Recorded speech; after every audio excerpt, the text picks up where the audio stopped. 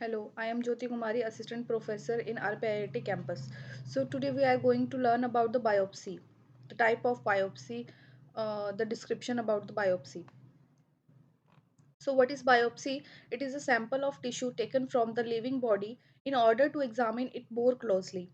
A doctor should recommend a biopsy when an initial test suggested that an area of tissue in the body is not normal. Doctors may call an area of abnormal tissue a lesion or a mass of a or a tumor. Then why biopsy is done? They are most often done to look for cancer, but biopsies can help to identify many other conditions. A biopsy might be recommended whenever there is an important medical questions. The biopsy could help to answer it. For example, a mole on skin has changed shape recently. A person has chronic, that is severe hepatitis, and it is important to know if cirrhosis is present or not. If in some cases a biopsy of normal appearing tissue may be done, this can help to check for cancer spread or rejection of a transparent organ.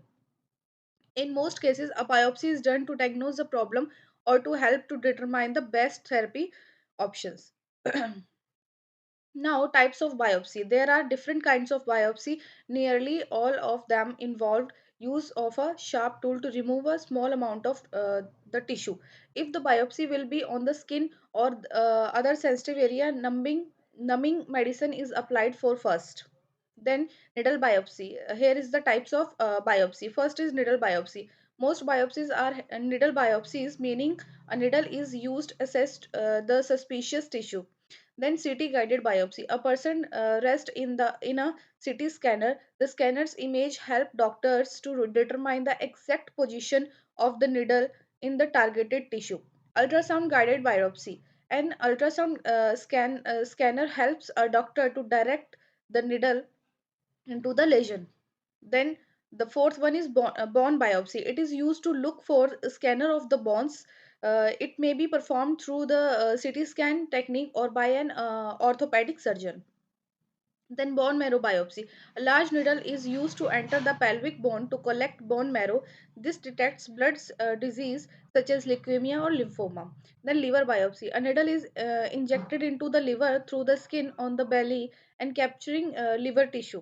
Then kidney biopsy. It is similar to liver biopsy. A needle is injected through the skin on the back into the kidney. Then prostate biopsy. Multiple needle biopsies are taken at one time from the prostate gland. To reach the prostate, a probe is inserted into the rectum.